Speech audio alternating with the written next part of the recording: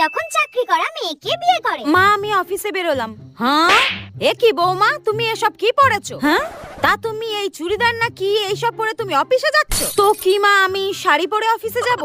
শোনো বৌমা, এই অফিসে না কোথায় যাচ্ছ এটার জন্য অনুমতি দিয়েছি মানে এই নয় তুমি যা ইচ্ছা তাই পরে সেখানে যাবে। নতুন বিয়ে হয়েছে তো নাকি? মা নতুন বিয়ে হয়েছে তো কি হয়েছে? আর তাছাড়া আপনার ছেলেকে তো আমি বলেইছিলাম বিয়ের আগে যে আমি বিয়ের পর সমস্ত ধরনের ড্রেস পরবো, আর তাতে তো আপনার ছেলে বারণও করেন। হ্যাঁ ইভেন আমাকে বলেছিল আপনিও কোনো বাধা দেবেন না, তো এখন এত কথা হচ্ছে কেন? শোনো বৌমা, অফিসে যাওয়ার জন্য অনুমতি দিয়েছিলাম, অন্য কোথাও না। অফিসে গেলে তো টাকা আসবে তার জন্য। শুনুন মা, আমি বিয়ের আগেই যা বলার বলে দিয়েছি। এখন যদি নতুন করে আমার উপরে এইসব চাপিয়ে দেন আমি মানতে পারবো না। আমি কিন্তু স্রেফ আমার বাপের বাড়িতে চলে যাবো।